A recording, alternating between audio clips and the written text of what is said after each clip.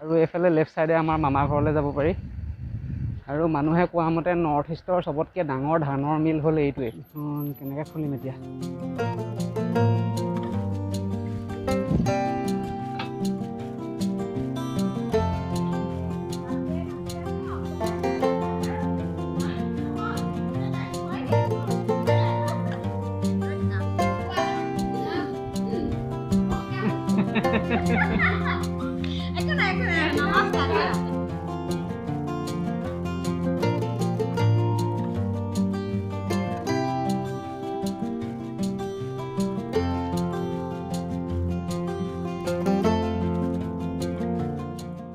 Hello guys, welcome back to my YouTube channel.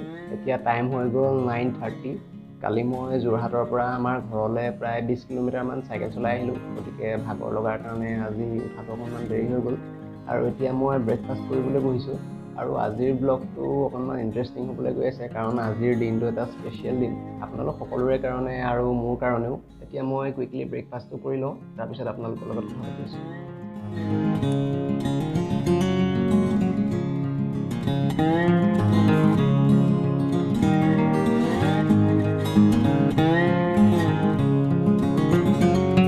Okay, breakfast ডান। এতিয়া পানী অলপ খাই আহিছোঁ।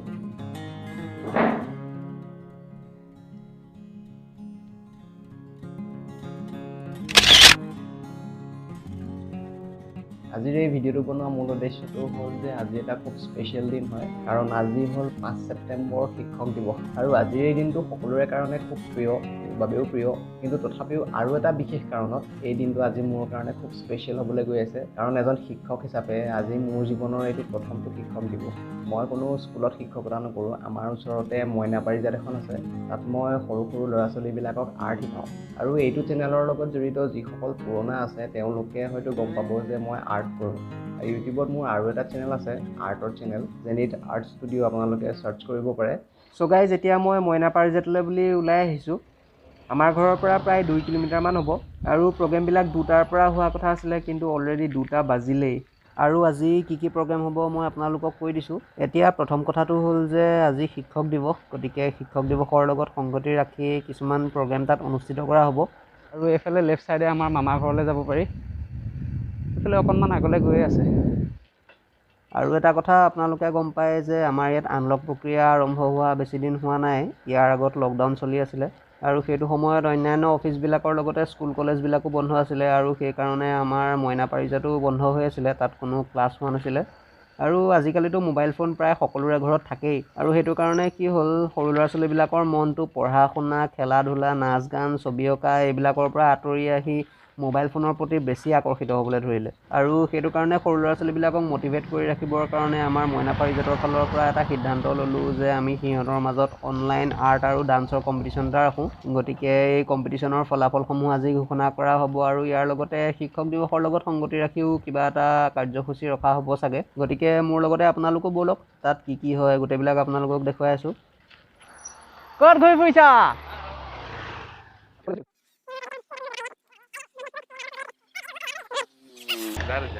যাওঁ। এই লগৰ এটা পালোঁ, মাতষাৰ দিওঁতে আৰু 5 মিনিট দেৰিয়ে হৈ গ'ল। পাইছোঁহি আৰু বেছিকণ নাই। এই আগত ৰাইট চাইডে ৰাস্তা এটা আছে, সেইফালে সোমাই গৈ অকণমান গৈ আগত নামঘৰ এটা আছে, তাতে হ'ব আজি। আমাৰ মইনা পাৰিজাতৰ ক্লাছবিলাকো সেই নামঘৰটোতে হয়, গতিকে তালৈকে গৈ আছোঁ এতিয়া। আৰু এইফালে মোৰ ৰাইট চাইডে এখন যিখন গেটখন দেখিছে, সেইফালে ডাঙৰ মিল এটা আছে। আৰু মানুহে কোৱা মতে নৰ্থ ইষ্টৰ চবতকৈ ডাঙৰ ধানৰ মিল হ'ল এইটোৱে।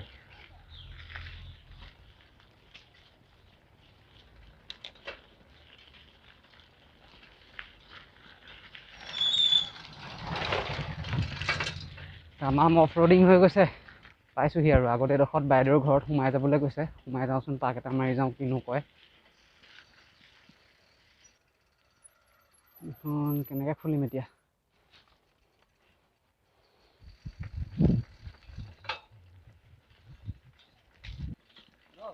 ভাল। বাইদেউ আছেনে বাৰু?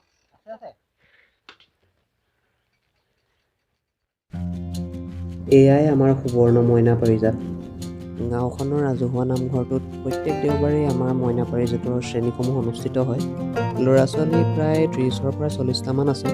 কিন্তু ক'ভিডৰ যিটো ছিটুৱেশ্যন তাৰ কাৰণে 20ৰ পৰা 22টামানহে ল'ৰা ছোৱালী গোট খালে। অৱশ্যে প্ৰতিযোগিতাত অংশগ্ৰহণ কৰা প্ৰায় সকলোবিলাকেই আহিছিল। গতিকে সকলো সাৱধানতা অৱলম্বন কৰি ইহঁতক লৈ আমি গোটেই দিনটোৰ কাৰ্যসূচীসমূহ আৰম্ভ কৰিলোঁ। প্ৰথমতে সিহঁতৰ লগত অলপ কথা পাতিলোঁ।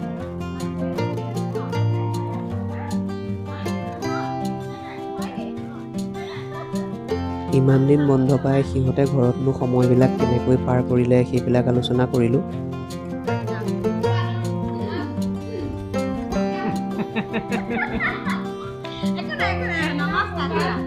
আৰু নিজৰ ইচ্ছা অনুযায়ী সিহঁতৰ প্ৰত্যেককে কিবা নহয় কিবা এটা কৰিবলৈ ক'লোঁ। গতিকে সেইমতেই সিহঁতৰ যদি কোনোবাই কবিতা আবৃত্তি কৰিলে, কোনোবাই গান গালে, কোনোবাই যদি আধুনিক নৃত্য পৰিৱেশন কৰিলে, কোনোবাই বিহু নাচিলে। আৰু আমি যি প্ৰতিযোগিতাসমূহ অনুষ্ঠিত কৰিছিলোঁ, খন্তেক সময়ৰ পিছতে তাৰ ফলাফলসমূহো ঘোষণা কৰা হ'ল।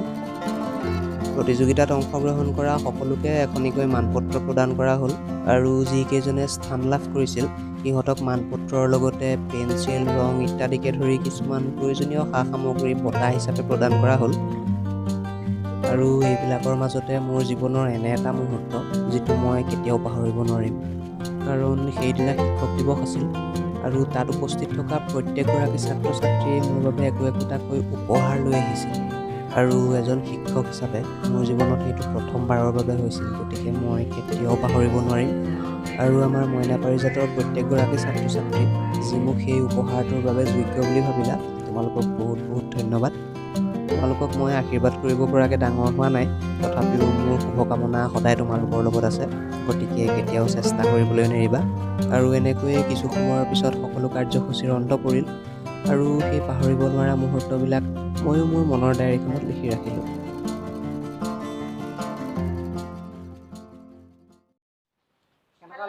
আজি বহুত ভাল লাগিলে। আমি সৰুকে শিক্ষক দিৱসটো পাতিলোঁ।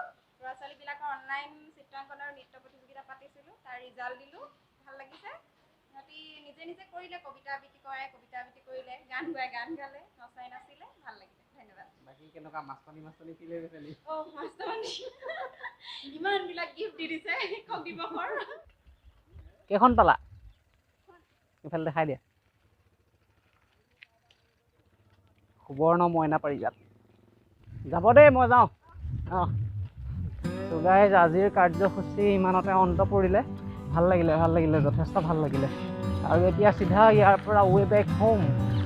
এতিয়া ইয়াৰ পৰা গৈ ধুনীয়াকৈ ভাত কেইটামান খাব লাগিব আৰু খোৱাৰ পিছত আকৌ তিতাবৰটো যোৰহাট প্ৰায় 20 কিলোমিটাৰমান আকৌ ইয়াৰ পৰা যাব লাগিব। যোৱাটো নেদেখাওঁ বাৰু, সেইটো নেক্সট ব্লগত আপোনালোকক দেখুৱাম। গতিকে ব'লক এতিয়া ঘৰত লগ পাই আছোঁ আপোনালোকক।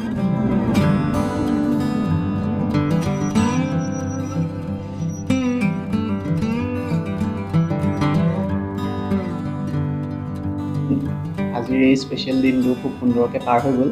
যথেষ্ট ভাল লাগিলে আৰু বহুত কিবা কিবি গিফ্টো পালোঁ। সেইবিলাক এতিয়া আপোনালোকক নেদেখাওঁ। মানে মই এতিয়া ইয়াৰ পৰা আকৌ যোৰহাটলৈ যাব লাগিব, প্ৰায় 20 কিলোমিটাৰমান আকৌ চাইক্লিং কৰি যাব লাগিব। যদি ভিডিঅ' শ্বুট কৰি থাকোঁ দেৰি হৈ যাবগৈ, আন্ধাৰ হৈ যাবগৈ। গতিকে এইটো ভিডিঅ' ইয়াতে শেষ কৰোঁ। আৰু যদি ভিডিঅ'টো চাই আপোনালোকে ভাল পালে তেন্তে লাইক কৰিব, শ্বেয়াৰ কৰিব, ছাবস্ক্ৰাইব কৰি দিব। তাৰপিছৰ ভিডিঅ'সমূহত খুব সোনকালে লগ পাই আছোঁ। তেতিয়ালৈকে see you।